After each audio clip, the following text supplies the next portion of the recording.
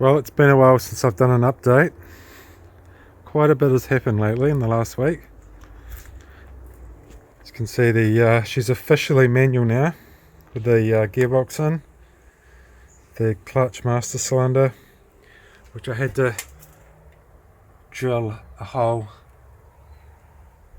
and the bolt holes.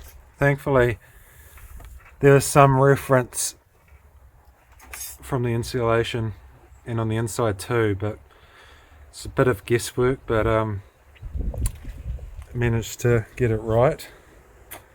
Got my brakes on, DBO rotors and street performance pads.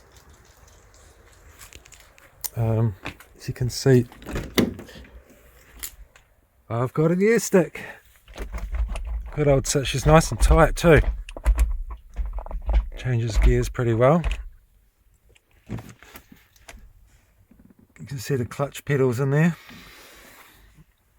Still the interior's in bits, so they have to do the wiring, so I have to keep that out.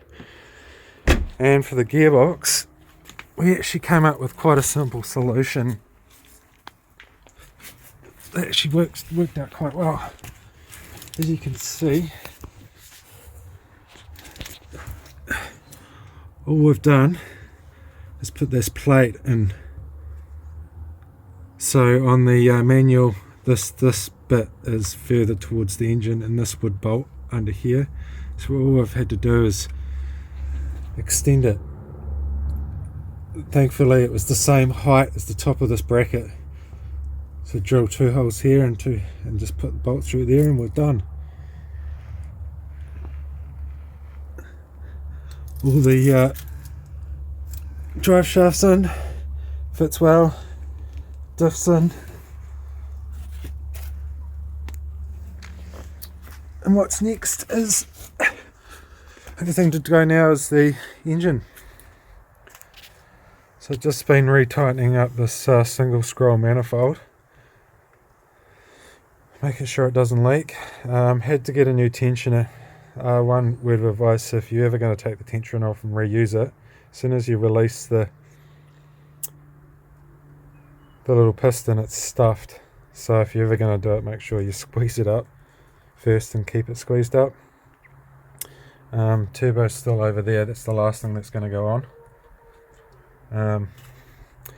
And then once the engine's in this week, can focus on doing the exhaust and the wastegate.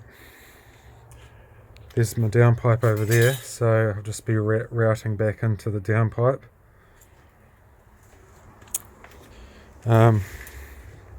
Give me some good boost control, hopefully. And the top mount, got all the piping for that ready to go.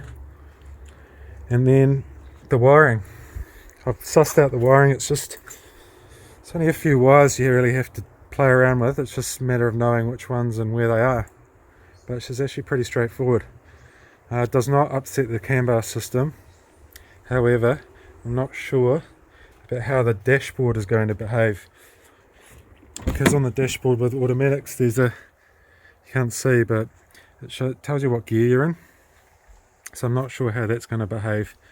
However, I've seen YouTube tutorials on how you can actually reprogram the dashboard through the CAN bus and pretty much make it display what you like, so I'll probably have a play with that. But essentially only a couple of wires, 3 or 4 or 5 wires, and it'll start. One's to take, so you can take the key out. One's to trick it that it's always in park, so it starts. And then there's one wire that you feed into the ECU to tell it when it starts up, it knows it's a manual. Because the ECU is the same, it's just a signal wire that either tells it's auto or manual.